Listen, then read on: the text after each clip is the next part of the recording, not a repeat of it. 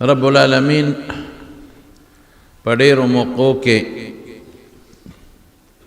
چې د غصې موقع به وه نو حضور پاک ته بار بار دا تلقین کړی دی چې خذ العفو د عفو نه کار واله معاف کړه او وأمر بالعرف او د خو خبرو خلقو ته تلقین وکړه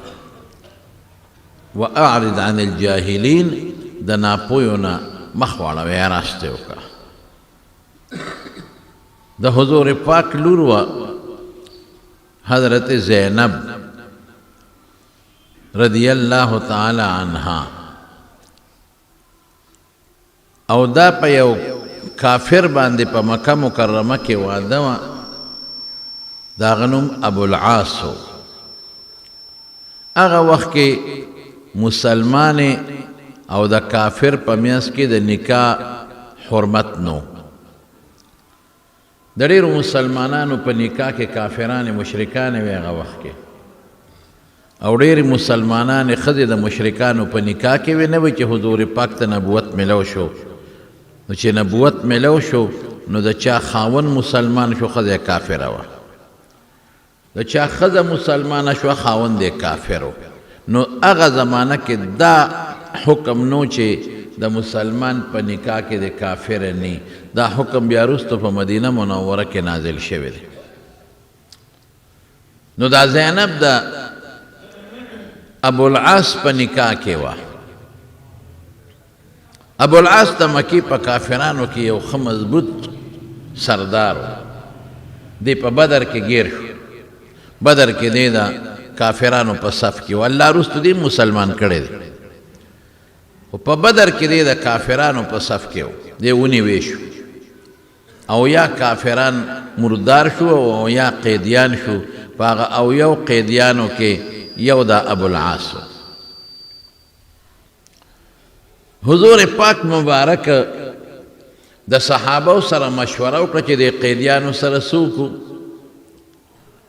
چا وی صاحب زمونږ وروڼه دي زمونږ خپلوان دي پردي نه یو خپل یو ما پیکو چا وی چې صاحب وجلې پکار دي د حضرت عمر فاروق رضی الله عنه دا ریوه چې دا اویا واړه وجل غواړي او داسې به نه وجنو هر سړی به خپل رشته دار وجني تر دې حده پورې رسول الله مبارک ته حضرت عمر وی زما پکې ماما دی زه به خپل ماما وجنم وی د ابوبکر پکې زوی دی به زوی وجني او وی صاحب ستا پکې یو تره دی حضرت عباس یو دی زوم دی ابوالعاص ته به د خپل وجني نن موږ الله ته خواهو چې خدای ستا په لار کې او ستا په رضا کې موږ نه ماما پیژنو نه زوی پیژنو نه تره پیژنو نه زوم پیژنو نه رور پیژنو که د چا پکې رور دی به خپل رور وجني که د چا پکې پلار دی هغه به خپل پلار وجني دا اکثرو صحابه دا ریوه چې فدیه به ترې والو جرمانه او پرې به نو د حضور پاک هم دې طرف ته اعلان شو اکثریت رای دا و د اکثریت طرف ته او دې کې خیرم چې دې نه به فدیه والو پیسې به ترې والو هغه پیسې به زمونږ په کار راشي مونږ به پرې د جنګ سامان والو او دا به پریدو چې پریدو کیدی شو دا خلق خدای پاک بیا وروسته مسلمانان کړي واقعي همغه خدای مسلمانان کړ د حضور پاک هغه تر عباس هغه مسلمان شو زوم و ابوالعاص دا وروسته بیا مسلمان شو د ابوبکر صدیق زوی خدای وروسته مسلمان کړ د ابوجهل زوی د عکرمه خدای وروسته مسلمان کړ خالد ابن ولید خدای وروسته مسلمان کړ اکثریت بیا وروسته خدای پاک مسلمانان کړل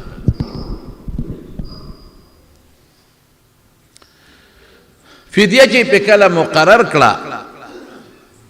اوږده قصه ده چې ته به بل وخت درته وکړم خو مختصر ده یو ټکي درته وایم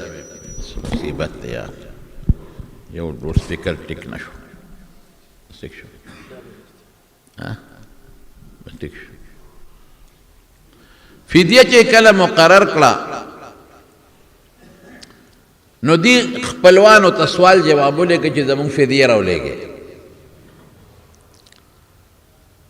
نو د ابوالعاص د حضور پاک زوم دی او ښځه د نبي علیه السلام لور ده. هغې ته مې تلا لاړه، هر چا د خپل قیدي د خپل رور پلار زوی فدیه راوړله او خلاصه به یې تبوته به. حضرت حضور پاک مبارک ته چې کله فدیه پیش کېدې، صاحب دا د فلان کی فدیه ده، اب یې واغېسته وی دې خوشې کې، دا د فلان کی فدیه ده، اب یې ترې واغېسته جرمانه او دا خوشې کې، دا د فلان کی جرمانه ده، اب یې واغېسته دا خوشې کې. چې کله د ابوالعاص جرمانه ورته مخکې شوه او پیغمبر مبارک ورته وکتل، نو په ژړا شو، سترګو نه اوښکې روانې شو. هغه جرمانه کې په هغه فدیه کې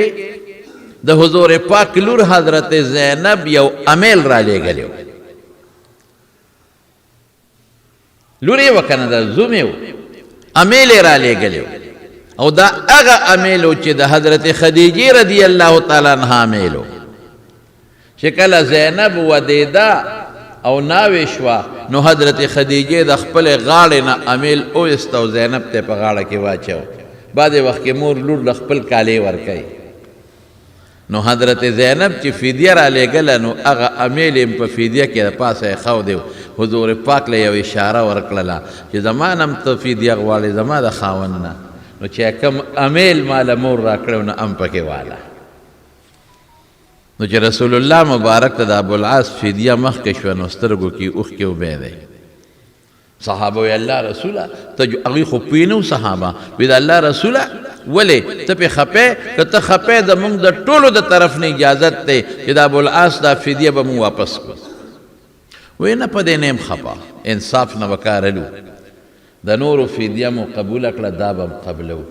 خو ما له جړه په بل څیز راله، ما ته خپلې لور یو اشاره را کړه چې بابا زما نه فدیه غواړئ نو واله. او چې کوم امیل ما ته د ناوېتوب په وخت کې د ما مور خدیجې د غاړې نستې وچولې او هم پکې واله، نو ما ته هغه وخت را یاد شو، هغه وخت چې زما دغه لور زینب ناوې کېدله، نو زما مشرې ښځې د غاړې نه امیل اویسته او هغې دې زینب ته په غاړه کې اچولې، دا هغه امیل دی. ما ته هغه وخت را یاد شو. خدیجه رضی الله تعالی عنها ډېره زیاته خوښه وه، هغه زوړ وخت را یاد شو. نو که ستاسو خوښی دا نوره فدیه به ترې پاتې کړو، دا امیل به زینب ته واپس کړو. وی بالکل زمونږ اجازت دی، هغه امیل یې زینب ته واپس کړو. ابوالعاص ته وی تا پرېږدم خو په یو شرط، چې ته هغه وخت کې ستا او د زینب نکاح جایز وه، اوس منه ده، نو ته به مهرباني وکړې چې ته مکې ته لاړ شې، زما لور زینب به ماله راولېږې. هغه وی ټیک ده. قیدیانو ټولو فدیې ورکړې، لاړل، ابوالعاص هم لاړ. د شرط مطابق هغې ابوالعاص د حضور پاک لور زینب په یو اوښ باندې سوره کړه او د مدینې په لاره روانه کړه. په مکه کې یو کافر و، حبار ابن اسود، حبار د اسود زوی، چې هغه خبر شو، وی ښه وی پلارې زمونږ او یا کسان مړه کړل او لور به یې مونږ نه داسې دي. هغه ورپسې راغی او زیتوا یو مقام و د مکې نه بار، هغې کې دا زینب په اوښ سوره وه او په نیزه واله د حضور پاک لور او لاندې یې راوغورځوله. دا غریبه زخمیم شوه او په ګېډه یې ماشوم و، هغه هم پرېوته، لوی تکلیف ورته ورسېد. بیا خلکو خبرونه و چې نه ښځو ته موږ څه نه وایو، پلار سره یې زموږ دشمني ده، به ګورو کار به ورسره کوو، او دا خو زنانه ده، دا خو ښځه ده، دې ته موږ اسم نه وایو، نه یې خلاص کړه. لیکن لوی درد هغې غریبې ته ورسېد چې زخمیم شوه. د اوښ نه چې بنده راغورځېږي څومره لوی تکلیف وي، په اوچه ډاګه په کاڼو، او بیا بچې ته پرېوته، دا ځان له یو مسله ده. خیر مدینې ته ورسېده، خو حضور پاک ډېر دړمن و چې زنانو سره خو څوک ظلم نه کوي، دا خو زنانه وه، او بیا زنانه باندې یو سړی راځي او په نیزه پې غذار کوي. زما لور ته خو ډېر لوی تکلیف ورسو. صحابو فیصله وکړه که دا حبار مونږ له کله هم په ګوتو راغی، د سره به مونږ ګورو، ځکه زمونږ د پیغمبر لورې په نیزه والې ده او د اوښ نه یې راغورځولې ده او ماشوم هم ترې پرېوتی دی. چې کله مکه مکرمه فتح شوه، او د مکې د فتح نه پس نبی علیہ السلام سره صحابه حنین او تاس ته لاړل او هغه علاقې فتح شوې نو د مکې نه بار یو ځای د جعرانه ورته وایي هلته نبي کریم صلی الله علیه وسلم لاړ او کېناست او غنیمتونه یې راغونډ کړل تقسیمولې اوس هم خلک جعرانې ته عمرې له ځي دغه ځای نه عمره کوي دې کې د حبار ابن اسود په اس باندې ډېر په تیزۍ راغی او د رسول الله مبارک مخې ته راودرېد او چې څنګه راغی بس صحابه ورته ځان تیار کړه چې دغه موږ له په ګوتو خدای راوست دا خو هغه ظالم دی چې د خو د پیغمبر مبارک لور په نیزه والې ده او په ځمکه یې غورځولې ده او ماشوم ترې پرېوتی دی دا چېرته پرېږدو خو چونکې رسول الله مبارک ته چې را مخامخ شو نو صحابه د پیغمبر نه بغیر بیا غزار نشو کولی نو رسول الله مبارک ته صحابه الله رسول هغه حبار هغه دی راغی مطلب دا دی چې ګوتو له خدای راوست هغه دی راغی نبی علیہ السلام وفرمیل ما ولیده ما لیدې دی غږ ورته مه کوې ما لی را پرېږدې نو رسول الله مبارک له راغی نو چې څنګه رسول الله مبارک له راغی نو حضور پاک ته څه وایي وی زه خو وتښتېدم مکه چې تا فتح کړه زه وتښتېدم ما وی راشه د عربو په ښارونو به ګرځې ما وی بیا مې وی چې عرب هم مسلمانېږي هلته هم ځای نشته بیا مې وی راشه د عجمو په ښارونو باندې وګرځه بیا مې اړه فیصله وکړه چې چرته هم نه ځم محمد ډېر صابره دی صلی الله علیه وسلم هغه له خدای ډېر صبر ورکړی دی او هغه ته چې څوک مخامخ ودرېږي نو معاف کوي او دا هغه نه هوښیار انسان هم بل څوک نشته زما سره به که زه مړ شم نو زما په مرګ د هغه څه زه دې مخ ته ولاړ یم او زه دې وخت کې ستا په مخ کې کلمې شهادت ویمه اشهد ان لا اله الا الله واشهد انک عبد الله ورسوله زه د دې خبرې ګوی کوم چې الله یو د شریک نه لري او ته د خدای پیغمبر رسول الله مبارک ورته وفرمایل وی د ړنه دا خبره کې وی بالکل د ړنه دا خبره کوم فورا جبریل راغی سعید عبدالله ابن جبیر رضی الله عنه وی جبریل راغی آیت یې راوړه خذ العفو د الله پیغمبره معافی نه کار واله الله اکبر وامر بالعرف او خلقو ته ښه څیزونه وښایه د شریعت احکامات وښایه خلق په دې پوه که چې خلق یو بل سره ښه سلوک کوي واعرض عن الجاهلین او که کم ناپویه دی هغه د سره د ناپوهتیا سلوک کوي هغه نه مخ اړوه پروا مه ساته وی زه معافي بچی معافي وی ما ډېر ظلم کړی دی ستا لور سره کړی ما ډېر زیاتې کړې دي ستا لور سره ښځو سره دا کار نه پکار وی کلمه خو دې د زړه نه وویله که نه وی او وی د اسلام احکامات د زړه نه منې وی او وی زه زما د لور وینه درته معاف په ګوتو ورغلی انسان بل انسان یې وی چې پرېږدم دی چېرته تا خو ډېر لوی ظلم کړی دی زیاتې دې کړی دی پرېږدم دی نه زما په دې کم خو یو نیزه زم غزار در کوم ما په دې کم خو اوښته د خېجوم یو درز دې لاندې راغورځوم چې پته ولګي چې دا آسان کار دی او که ګران کار دی نه نه لور سره یې سلام ونه کړه چې بچې ته یې معاف کوې که نه بس د الله حکم او خبره خلاصه مونږ وایو مونږ د رسول الله مبارک امتیان یو دعوت ټول کو خو د پیغمبر په طریقه مونږ یو نه چلیږو ځان ته د حضور پاک امتی وایو دعوه ښه مضبوطه کو چې د پیغمبر امتی لیکن د رسول الله مبارک سنت او د پیغمبر په طریقه عمل زموږ نشته د پیغمبر طریقه دا ده که یو انسان زیاتی کړي او ظلم یې کړي او تاله راغی او تا ته وایي ما معاف کا زه معافي غواړم وایي زه په مخه دی ښه ما معاف کړی او که ته ورته وایې چې نه سوال نه پیدا کېږي در باندې جرګه کوي او ته وایې نه معاف کوم له مشرانو سپینګیري راولي او ته وایې سوال نه پیدا کېږي له کور ته راشي چې زه ستا در له راغلی یم او ستا کور له ما معاف که بیا به نه کومه ته وایې پرېږدم دی چې ته د کور مخکې ډېر خلک دي چې کور ته وله راغلي د کور مخکې یې ویشتلی دا جرم دی دا ګناه ده دا ظلم دی دا د رسول الله صلی الله علیه وسلم طریقه نه ده د رسول الله مبارک د ترزویو ربیعه هغه حذیلیانو وجلیو او رسول الله مبارک فیصله کړې وه چې د حذیلیانو نه به زه د دې تره د زوی بدل اخلم، انتقام به اخلم. خو چې مکه مکرم فتح شوه نو رسول الله مبارک اعلان وکړ، وی د جاهلیت په زمانه کې چې چام یو بل وجلی دي، د یو بل وینې توی کړي دي، هغه ختم. دماء الجاهلیه تحت قدمی هاتین، د دې زما د قدمونو لاندې ختم موضوع. او دا ټولو نه مخکې پې زه عمل کوم. حضور پاک فرمایي وی زما د تره زویو ماشومو بچیو او حذیلیانو وجلې دی، ماشوم څوک نه وجني، ما د طرف نه هغوی ته معافي ده. د خپل کور نه لومبې به عمل کوې، وروسته به پې بل عمل کوې.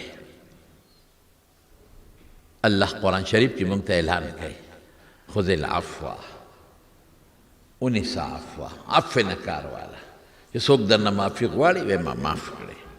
وامر بالعرف، یاره نصیحت ورته وکړه وی بچې ما خو معاف کړې، خو آینده له داسې کار ونه کړې. که آینده له دې دا غلطي بل سره وکړه ګورې بیا به بل څوک معاف نه کړي. که آینده له دا غلطي ما سره وکړه ګورې بیا به زما بچي معاف نه کړي. وامر بالعرف، بچې ما خو معاف کړې، خو خدای نه معافي وغواړه. وامر بالعرف، بچې ما خو معاف کړې، خو دا کوناټي نه تباچه کوزه که بیا داسې مه کوه.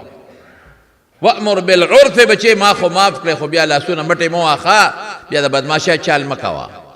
بیا خلک مه یروه، بیا برېت مه تاوخه. نصیحت ورته وکړه. وامر، امر ورته وکړه، حکم ورته وکړه. واعرض عن الجاهلین، او کله دې د پاسه هم درته څوک سترګې راړی او د جهالت کار کوي، مخ ته اړوه، لر کوه خپل کار به کوي. عمل رومبے رسول الله مبارک حضرت په خیبر په مقام کې، په خیبر کې یو ښځه و یهودنه و زینب نومې، رسول الله مبارک ته په دعوت وکړو، په غوښه کې ورته زهر اچولو، او د نبی علیه السلام مبارک سره صحابه موجود دي، او رسول الله مبارک چې دواړه اوچت کړه صحابو ته مخوره وی دې کې زهر دی. اخذ راوغته يهوديان وسره وګده قصره مختصر وته وی دې کې زهر چولې دی وی او بالکل ست پوسونه ته مخ کې نور مقلل وی او وی ولم پکې زهر چول وی مونږ وی کرشتونه پیغمبر ته ته نقصان نشي رسوله او که دروغجن پیغمبر اخلاص بشودنه بچولې دا غې د پاسه د دواړو جهانو سردار خزه معاف کړوي زه معافي حالانکه سی کولی شو مخامخ ولاړو که حکم یې کړی چې د مازدیګر ولا وهې په توره یې موږ ته زهر او هغه دونه خطرناک زهر و چې رسول الله مبارک کم وخت کې ځان کدن یعنی وفات کیږي د دواړو جهانو مبارک سردار مرض وفات کې سوی وی هغه د خیبر زهر مې اوسم د زړه په رګ کې پراته دی د زړه رګ راله سوځي د هغې اثر مې اوسم د زړه دا مین وال کې پروت دی او زما د زړه دا مین وال راله کټ کوي لیکن پیغمبر معاف کړه دا ولې ښه طاقت یې و هر څه یې کولی شو که یو څو یې دقسې وهلی وې بیا به چا دا غلطۍ نه کولې بیا به د پیغمبر سره چا ظلم نه کولې موږ ته یو مثال مخکې پرېښوده چې زه معاف کول کوم تاسو به معاف کول کوئ پیغمبر د کافر معاف کوي او زه د خپل مسلمان رور نه معاف کوم پیغمبر یهودی معاف کوي مشرک معاف کوي زه خپل د پیغمبر امتی نه معاف کوم زه زوی نه معاف کوم زه پلار نه معاف کوم قسم د ډېر زامن چې پلار ته خپی او دا زوی دی په پلار جرګو کوي پلار یې نه معاف کوي دا زوی دی په مور جرګه کوي مور یې نه معاف کوي دا رور دی په رور جرګه کوي او رور یې نه معاف کوي نه بالکل نه معاف کوم آها ډېر زوراور یې نو ډېر طاقتمن یې ته معافي نه کوې څه مطلب وجل کې معافي نه کوې نو را پرزول کې نو تا د پاسه بل طاقت نشي چې تا به راوپرځئ ستا د پاسه بل طاقت نشته چې په دې وجود کې داسې بیمارۍ دله پیدا کړي چې په شفا کې او په هغه خانونو کې به ګرځې او جوړېږې به نه د خدای سره ډغرې وې رور دې دی چې رور غلطي وکړي او تاله راغی چې زه معافي غواړم زما د وینې بچې د مور بچې مې زما ستا یو وینه را دې خوښه زوی رور یې دې خوښه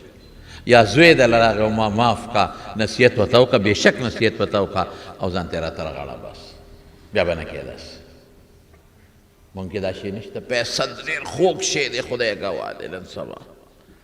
د پیسې دپاره خلک لګیا دي نن رور وجني، د پیسې دپاره خلک لګیا دي نن زوی پلار وجني، د پیسې دپاره نن لګیا دي خلک تره د تره زوی وجني،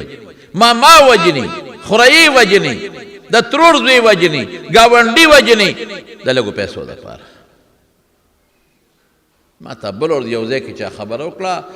وی دلته دشمني ده او په هغې کې 7 مړي شوي دي. څو 7 د یو طرف نه او بل طرف نه. مې دا دشمني په څو جوړه شوې ده؟ وی دا په 10,000 روپۍ 10,000 روپۍ باندې دشمني جوړه شو، 7 کسه پکې مړه شو. دا ولې موږ دونه جهالت کې پراته یو؟ دا موږ د خدای نه ولې نه یریږو؟ الله موږ ته اعلان کړی دی، قرآن کړی دی، من قتل مؤمنا متعمدا فجزاؤه جهنم خالدا فيها، چې مسلمان دی قصدن ملک ټول عمر به دوزخ کې پروت دی. او رسول الله مبارک فرمایي وی د جنت او د ځان په میانس کې یو لپ وینه مهایل کوا. یو مسلمان دی یو لپ وینه توی کړه نو ستا د جنت په میانس کې پرده رااله. موږ د خدای نه ولې نه یریږو؟ دا ځان کدن موږ نه منو. بدعمله سړي نه چې سا وځي په کومه طریقه وځي؟ ها وی داسې به تې سا وځي او دی به داسې تړقېږي لکه د جمدي څاروي نه چې بنده سرمن وباسي. ته دا ځان کدن نه منې؟ ته دا قبر نه منې چې د به قبر کې پروت یم، نه مې دا کارخانه پکارېږي او نه مې دا مال پکارېږي او نه مې جایداد پکارېږي او نه مې دولت پکارېږي او نه ټوپک. ته د قیامت ورځ نه منې، ته الله نه منې، ته پیغمبر نه منې چې پیغمبر ته مخامخ به بیا ولاړې. نن سبا خو یو حال جوړ شوی دی، په معمولي خبرو جګړې دي، په معمولي خبرو تماچه او ټوپک دی، په سیاسي خبرو یو لګي شي بل مړ کړي. نن سبا اکثر جګړې سیاسي دي. یا لکه دا سیاسي لیډران دا ستا پکارېږي؟ قسم په خدای که جنازې له دې مړه شي، په خدای قسم که جیل ته لاړې که تپوس ترې مو کوي، په خدای قسم که د لګوی له مړه شي، په خدای قسم چې عدالت ته لاړ شي که جج دله سپارش یې مو کوي. دا رور به دې پکارېږي، کټ په دې ده اوچتوي، قبر به دله دی که نه خخۍ به دې دی، دوا ته به دې ناستي دا چې چا سره ستا جګړه ده. کور په کور ما یوه جنډه لګولې ده او تا بله جنډه لګولې ده، او سار چې روزم هغه ته کنځل کوم هغه ما ته کنځل کوي.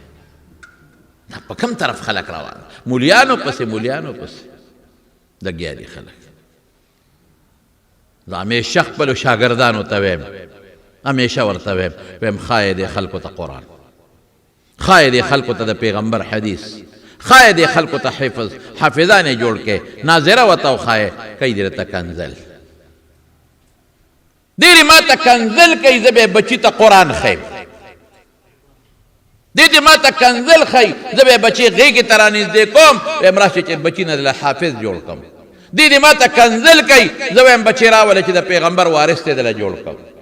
ته کنزل کوه، زه به د پیغمبر وارث جوړوم د بچي نه. ته بد رد وایه، زه به ستا بچې د رسول الله مبارک سره یو ځای کوم. ته بد رد وایه، کنزل کوه، سپکې وایه، ښځه کنزه، لور کنزه، زه به ستا او د بچي او ستا د خدای په منځ کې جوړ پیدا کوم.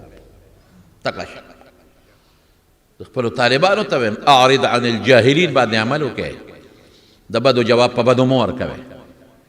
د کنزلو جواب په کنزلو مه ورکوئ. خذ العفو وامر بالعرف واعرض عن الجاهلین. پام کوه،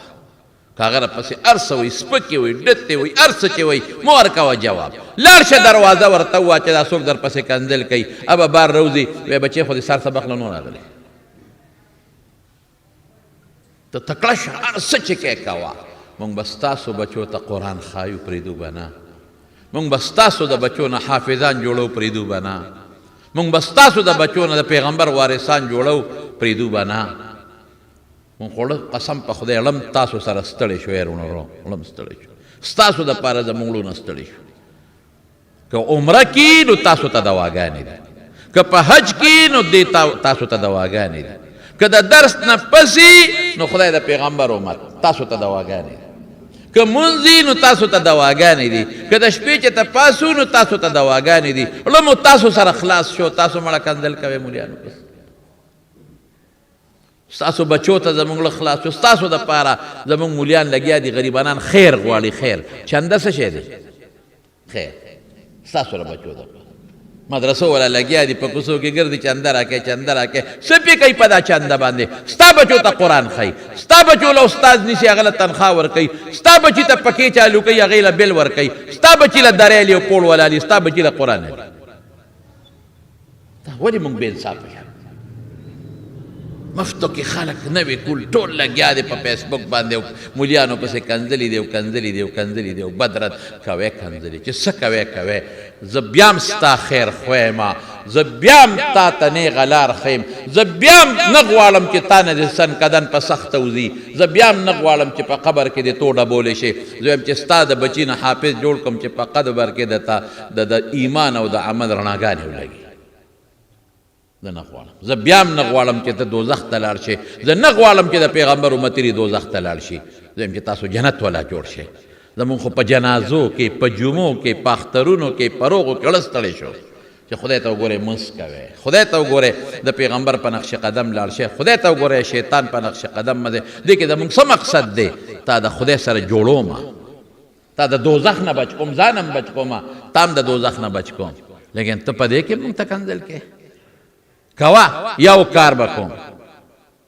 دلته اسم نه وایم، دلته په دې ایت عمل کوم چې خذ العفو معافیه، دلته په دې عمل کوم وامر بالعرف چې خلکو ته نیکي بیان کا، دلته په دې عمل کوم چې واعرض عن الجاهلین جاهلانو نه مخ واړوه. لیکن د قیامت په میدان کې دې نه پرېږدم، هلته د خدای په دربار کې او د پیغمبر مخ کې به د مرۍ نه بیا رانیسم. هلته به وایم چې الله ما ستا دین درته بیانو د کنځل کوه، الله ما خو د ده نه د پیغمبر وارث جوړو، د ده د بچي نه مې د پیغمبر وارث جوړو، الله ما خو ده ته د جنت لاره خوله او د دوزخ نه مې بچ کو. خو الله ده نه دې منلې، ما ته یې کنځل، زما ښځه یې کنځلې ده، زما لور یې کنځلې ده، زما د طالب او زما د مولا سپکه یې ویلې ده. د پیغمبر مخکې د خدای په دربار کې به دې بیا د مرۍ نه نیسم. ولې داسې کوو؟ دا مونږ وشو څه؟ دا مونږ ولې لیونیان شو؟ زمونږ مولیان هم لیونیان دي، بعضې ځان ته به یې میک لګولي او په کوټه کې به ناست او مولا به مولا پسې لګیا، مولا به د مولا بې عزتي کوي. عوامو ته مولا ولې سپکې یا ظالمه؟ د عوامو مخکې د علماو بد ولې وی ظالمه؟ راشه یو خبره کوم، ما کې به د دنیا غلطۍ وي، زما د سپینه جامه تاسو ته لرې دی نو سپینه ښکاري، خو که رانږدې شو داسې کتل نو په ده به نري نري داغونه به وي. ما ته که رانږدې شو نو ما نه به د دنیا غلطۍ کېږي، زه به د دنیا ګناهګار یم. نو چې ته زما بد یو بل ته وایې نو ښه نه ده چې ما ته وي او زه ترې معافي غواړم، توبه وباسم. ما کې غلطي ده نو ما له راشه پیاله چای در باندې وڅښم، جنګ در سره نه کوم، ما له راشه ډوډۍ به هم در باندې وخورم او ما ته ووایه چې تا کې دا نقصان دی صاحب دا مه کوه. که ما کې ایمان او د پیغمبر د سنت او د قرآن خلاف یو عمل یي زه به ترې ستا مخکې توبه وباسم، زه په دې په دې لوډ سپیکر توبه وباسم، بیا به زه مسلمان نه یم چې د خدای او د رسول خلاف کوم. او که نه ته نه پوهېدې نو زه به دې پوهې کوم، نه مو ته به د رولولی په شکل کې کینو که نه، تم مولی او زه مولی یم، تم د رسول الله مبارک امتی زم یم، تم وی د قرآن خدمت کوم زم د قرآن خدمت کوم، تم وی د پیغمبر د سنتو خدمت کوم زه وی زیم کومه، نو دواړه به کینو سره کنه. راشه پیاله چای به وڅښو، ډوډۍ به در باندې وخورم، په تندي به دې ښکل کړم، په مینه به د دین خبرې وکړو، ما به یا پوهې کړې یا به تا پوهې کړم. نو کار دې سره چې ته په ممبر کښېنې او ځان ترې ډبل میکونه لیږلي دي او زما بد وی مولیانو کې شته. کار دې څه دی چې یو مولا به بل مولا پسې لګیا دی، ډبل میکونه لګولې دي، بل پسې لګیا دی، بل پسې بل پسې او عوامو ته دا مولا سپکې. نو چې تمام عوامو ته سپک نو عوام زما د دین خبرې بیا نه مني، وایي دا ټیک نه دی، دا غلط سړی دی. نو دا علما دا یو بل پسې چې لګیا دي خدای ته وګورې یو بل سره کښېنئ، د مینې په ماحول کې یو بل سره کښېنئ. قسم په خدای که دا د پیغمبر طریقه وه، قسم په خدای که دا د صحابو طریقه وه په محبت یو بل سره کښېنئ د یو بل چای وڅښئ د یو بل ډوډۍ وخورئ او دیني مسلې بعضې داسې دي چې هغه د غوره او د ناغوره اختلاف دی په هغې سړی کافر او مسلمان نه جوړېږي هغه ترې رمیانځه وباسه خو که کوم د کفر او د ایمان خبرې دي نو کښېنئ یو بل سره یو بل پوه کړئ